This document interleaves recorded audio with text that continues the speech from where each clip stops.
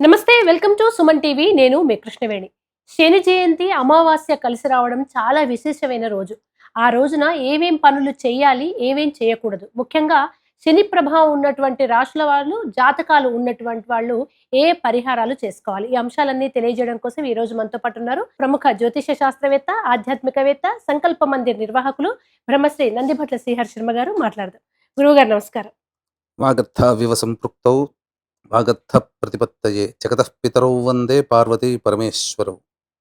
ఆదిత్యాయ చ సోమాయ మంగళాయ బుధాయ చ గురు శుక్ర శనిభ్యశ్చరాహవే కేతవే నమః. శృంగేరి జగద్గురు పీఠాధిపతులకి, కంచి పీఠాధిపతులకి నమస్కారములు తెలియజేసుకుంటూ కార్యక్రమాన్ని ప్రారంభిద్దాం. గురువుగారు, శని ప్రభావం ఉన్నటువంటి జాతకాలు, రాశులు చాలా ఉంటాయి. ఈ శని జయంతి అలాగే అమావాస్య కలిసి వస్తోంది. చాలా విశేషమని విన్నాం. వాటి గురించి ఒక్కసారి. తప్పకుండానమ్మా. మే 16వ తారీఖు రోజున మన తెలుగు ప్రాంతంలో వైశాఖ అమావాస్య అని అంటారు. నార్త్ సైడ్కి పౌర్ణమి టు పౌర్ణమి కాబట్టి ఆల్రెడీ వైశాఖ పౌర్ణమి తర్వాత వైశాఖ బహుళ పాడ్యమి నుంచి వాళ్ళకి జ్యేష్ఠ మాసం వచ్చేసేసింది. కాబట్టి వాళ్ళు ఈ అమావాస్యని జ్యేష్ఠ అమావాస్యగా చెబుతారు. మనమేమో వైశాఖ అమావాస్య. పైగా ఈ అమావాస్య శనివారం నాడు రావడం చాలా విశేషం. దానిని శని జయంతి సందర్భంగా చెప్పుకోవడం ఉంటుంది. పైగా ప్రత్యేకంగా ఈ రోజు ఉన్నటువంటి నక్షత్రం ఏంటంటే భరణీ నక్షత్రం. భరణీ నక్షత్రానికి అధిపతి ఎవరయ్యా అనంటే యముడు అధిపతి అవుతాడు. కాబట్టి యమబాధలు తొలగాలన్నా, అలాగే మరణించినటువంటి వారి యొక్క ఆత్మ తృప్తి పొందాలన్నా, ముఖ్యంగా మేష, మిథున, కర్కాటక, సింహ, కన్య, వృశ్చిక, ధనస్సు, కుంభ, మీన రాశులలో జన్మించినటువంటి వారికి ఈ యొక్క శని దోష ప్రభావము ఎక్కువగా ఉంటుంది. ఈ రాశుల వాళ్ళు ఏమేం చెయ్యాలి, ఎటువంటి పరిహారాలు చేసుకోవాలి అంటే ఇంట్లోనే చేసుకునేటువంటి పరిహారాల్ని మనం తెలియచేసుకున్నాము. కాబట్టి వీక్షించేటువంటి ప్రేక్షకులు ఈ యొక్క మే 16వ తారీఖు రోజున వచ్చేటువంటి శని జయంతి సందర్భంగా వైశాఖ అమావాస్య రోజున ఏమేం చెయ్యాలి, ఏమేం చెయ్యకూడదు అనేటువంటి విషయాల గురించి క్లుప్తంగా తెలుసుకునే ప్రయత్నం చేద్దాం. ఈ కార్యక్రమాన్ని ఆశాంతం వీక్షించే ప్రయత్నం చేయండి. ఖచ్చితంగా ఇది మీకు ఉపయోగపడుతుంది, అందులో సందేహం లేదు. ఆ రోజున ప్రధానంగా చేయకూడనటువంటి పనులు తెలుసుకుందాం. మొదలు చేయకూడనటువంటి పనులు క్షౌరం చేసుకోకూడదు, గడ్డము గీసుకోవడం, హెయిర్స్ కటింగ్ చేసుకోవడం చేయకూడదు, గోల్డ్ తీయకూడదు. అలాగే ముఖ్యంగా నూనె, తలకి నూనె రాసుకోకూడదు. అలాగే కొంతమంది చేతులకి, కాళ్ళకు కూడా రాసుకుంటారు. ఆ తైలమర్దన పనికిరాదు. ఒక్క మాటలో చెప్పాలంటే అభ్యంగన స్నానం అని అంటారు. అంటే ఏంటి, నూనె రాసుకొని స్నానం చేయకూడదు. ఇది ప్రధానంగా. తరువాత అవకాశం ఉంటే ఈ రోజున ధూమపానము, మద్యపానము, మాంసాహార భోజనము నిషేధం. దాంపత్యం కూడా పనికిరాదు. ఇవి ఏవీ చెయ్యకూడదు. అలాగే వీలైనంత వరకు మౌన వ్రతాన్ని ఆచరించే ప్రయత్నము అందరూ చేయాలి. ఇక అన్నిటికంటే ముఖ్యంగా ఎవరిని కూడా బాధ పెట్టకూడదు. ముఖ్యంగా పెద్దవాళ్ళని, వికలాంగులని, శారీరక మానసిక వికలాంగులని బాధ పెట్టకూడదు. ఇది చేయకూడని పనులు.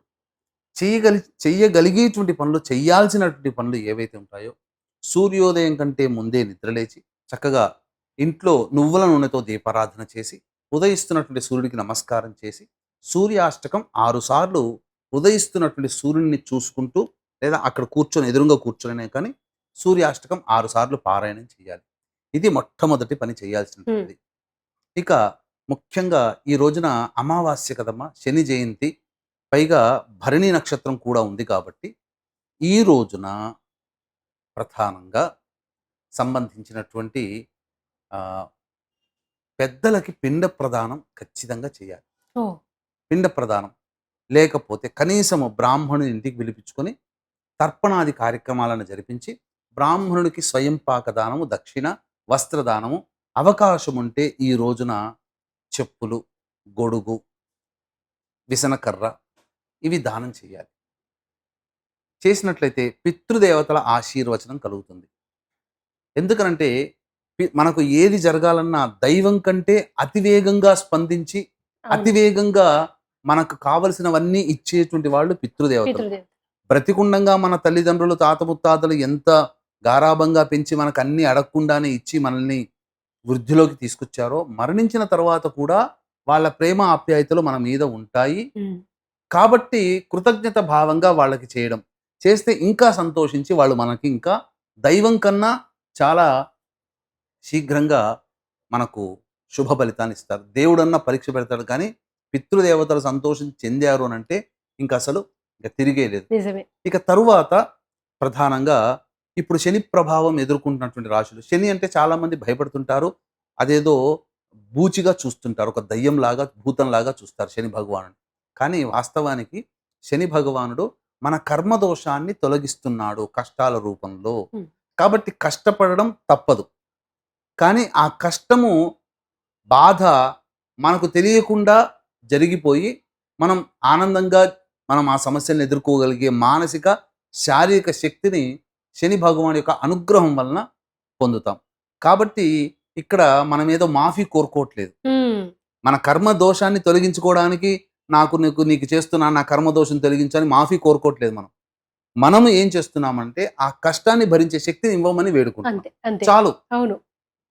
భరించగలిగే శక్తి ఉంటే సరిపోతుంది సరిపోతుంది. నిజంగా. అందుకనే ఇప్పుడేంటి, ఇప్పుడు ఈ యొక్క మేష, మిథున, కర్కాటక, సింహ, కన్య, వృశ్చిక, ధనస్సు, కుంభ, మీన రాశిలో జన్మించినటువంటి వారికి శని ప్రభావం ఉంది. ఈ రాశిలో జన్మించిన వాళ్ళకి, అలాగే శని దశ, అంతర్దశలు జరుగుతున్నటువంటి వాళ్ళకి, ముఖ్యంగా ఇనుము సంబంధమైనటువంటి వ్యాపారములు ఏవైనా స్టీల్, ఇనుము, ఏసీ, పాత ఇనుప సామాన్లు షాపులుంటాయి. అట్లాంటి వృత్తులు, ఇనుముతో కూడుకున్న ఏ వృత్తి అయినా కానీ, ప్రతి వృత్తిలో ఇనుము ఉంటుంది. ఉంటుంది. వాహనాలు ఇవన్నీ అవును. కూడా.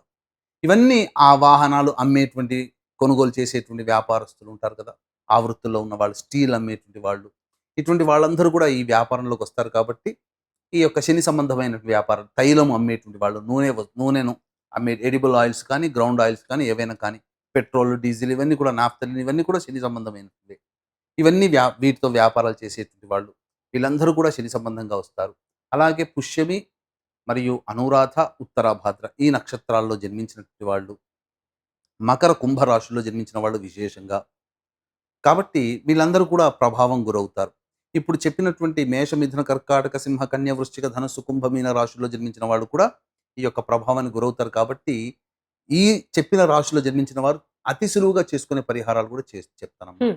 వీక్షించేటువంటి ప్రేక్షకులకు కూడా ఈ యొక్క శని జయంతి సందర్భంగా ప్రత్యేకించి మేష, మిథున, కర్కాటక, సింహ, కన్య, వృశ్చిక, ధనస్సు, కుంభ, మీన రాశుల్లో జన్మించిన వారికి శని దోష పరిహారార్థమై, ఇంతకుముందు చెప్పినటువంటి వ్యాపారస్తుల వాళ్ళకి అభివృద్ధి కోసమై మన పీఠం ఆధ్వర్యంలో మే 16వ తారీఖు రోజున సాయంకాలం 6 గంటలకి శని దోష నివారణ పూజలు, హోమాలు ప్రత్యేకంగా జరిపించడం, శనీశ్వర హోమము, అఘోర పాశుపత మంత్ర హోమము, అలాగే సుదర్శన హోమము, మృత్యుంజయ హోమము, రుద్ర హోమము, అలాగే కాళీ హోమము కూడా జరిపించి, ప్రత్యేకించి శక్తిపాతము చేసినటువంటి కరుంగలి మాల, అది శని సంబంధమైనటువంటి కరుంగలి మాల. కాబట్టి ఆ కరుంగలి మాలని మీకు అందివ్వడం జరుగుతుంది. అవకాశం ఉన్నటువంటి వాళ్ళు మే 16వ తారీఖు సాయంకాలం 5 గంటల లోపల స్క్రీన్పై కనిపిస్తున్న నెంబర్కి కాంటాక్ట్ చేసి మీ గోత్రనామాదులు నమోదు చేసుకోవచ్చు. ఇక ఈ రోజున చేయాల్సినటువంటి పరిహారాల గురించి తెలియజేసుకుంటే, ముఖ్యంగా ఉదయాన్నే లేచి కాలకృత్యాదులు తీర్చుకొని ఎలాగో సూర్యుడికి నమస్కారం, సూర్యాష్టకం 6 సార్లు చదువుతారు కదమ్మా. హ్మ్. తదనంతరం నవగ్రహ దేవాలయానికి వెళ్ళి నవగ్రహాల చుట్టూ శివాయ నమః అంటూ 27 ప్రదక్షిణలు చేసి, తరువాత శని భగవానుడికి కానీ, ఈశ్వరుడికి కానీ, లేదా ఈ యొక్క కాలభైరవుడు ఉంటే కాలభైరవుడికి కానీ ప్రత్యేకించి శనికికైనా, శనీశ్వరుడికైనా, ఈశ్వరుడికైనా నల్ల నువ్వుల నూనెతో దీపారాధన, నల్ల ఒత్తి వేసి ఇనుప ప్రమిదలో కానీ, మట్టి ప్రమిదలో కానీ దీపారాధన చేసి, అప్పుడు ఆ శనీశ్వరుడికి లేదా ఈశ్వరుడికి నల్ల నువ్వుల నూనెతో అభిషేకం జరిపించడం. తదనంతరం అన్నము, నల్ల నువ్వులు కలిపిన ముద్దలు ఒక 3 ముద్దలు నైవేద్యంగా పెట్టడం. అలాగే నల్ల నువ్వులతో చేసినటువంటి, బెల్లంతో చేసినటువంటి ఉండలు నైవేద్యంగా పెట్టి, ఆ ఉండలని పారిశుద్ధ్య కార్మికులకి మనం దానమైనా చేయవచ్చు. హ్మ్. ఈ అన్నము, నల్ల నువ్వులు కలిపిన ముద్దల్ని ఒక డొప్పల్లో పెట్టైనా కానీ స్వామి దగ్గరైనా పెట్టవచ్చు, లేదా దేవాలయంలో పిట్టగూడెం దగ్గరైనా పెట్టవచ్చు. తదనంతరం అవకాశం ఉంటే పారిశుద్ధ్య కార్మికులకి టీ తాగడానికో, లేదా వాళ్ళ ఇంటి కిచెన్ సామాన్లు ఏదైనా వంట వస్తువులు ఇంట్లో వండుకోవడానికి కొన్ని వస్తువులు కొనుగోలు చేసి వాళ్ళకి ఇవ్వవచ్చు. హ్మ్. అనాథలుగా వాళ్ళకి ఇవ్వవచ్చు. లేదు బ్రాహ్మడికి చేయాలి సంకల్పం ఉంటే దానము నల్ల నువ్వులు, నల్ల బట్ట, ఇనుప మేకు, అలాగే బాణి, ఇనుప బాణి, గళ్ళ ఉప్పు, బెల్లము, పత్తి ఇవన్నీ కూడాను దానం చేసి బ్రాహ్మడికి దక్షిణ ఇచ్చి సంకల్పం చేసుకుంటే సరిపోతుంది. ఆ! ఈ విధంగా చేయవచ్చు. లేదు ప్రత్యేకించి ఈ రోజున ఆవ నూనెతో కాలభైరవునికి ఎవరైతే అభిషేకం చేస్తారో హ్మ్. ఖచ్చితంగా ఆ కాలభైరుని యొక్క అనుగ్రహంతోనే శని దోష నివారణ కూడా జరిగిపోతుంది. ఇదంతా చేయడం చాలా విశేషం. ఈ రోజున ప్రత్యేకించి మౌనవ్రతం ఎక్కువగా ఉంటే చాలా మంచిది. శనివారము, భరణీ నక్షత్రము, అమావాస్య కలిసి రావడం చాలా అరుదుగా చెప్పవచ్చు. ఇటువంటి అవకాశాన్ని ఎవ్వరూ కూడా మిస్ చేసుకోకండి. తప్పకుండా అందరూ పాటించి ఆ స్వామి యొక్క అనుగ్రహాన్ని పొంది తరించండి. ఈ విధంగా చెప్పినటువంటి పరిహారాన్ని మీరు పాటించండి. అలాగే రావి చెట్టు దగ్గర నల్ల నువ్వుల నూనెతో దీపారాధన చేసి, ఈ రోజున దీప దానము చేస్తే ఇంకా విశేషమైనటువంటి ఫలితము. పితృ తర్పణాలు ఎట్లాగో చేయాల్సిందే. అందులో తప్పదు. మళ్ళీ ఇటువంటి అవకాశం మనం మిస్ అయ్యామంటే మళ్ళీ మళ్ళీ రాదమ్మా. ఎందుకంటే ఇంత వైశాఖ అమావాస్య, శని జయంతిగా చెప్పుకునేటువంటి ఈ రోజు మాత్రం మళ్ళీ మళ్ళీ మనకు లభించదు, లభించదు, లభించదు. ధన్యవాదాలు గురువుగారు. చాలా సులువైన పరిష్కారాలు సూచించినందుకు మరొకసారి ధన్యవాదాలు. సర్వం శ్రీ ఉమామహేశ్వర పరబ్రహ్మార్పణమస్తు.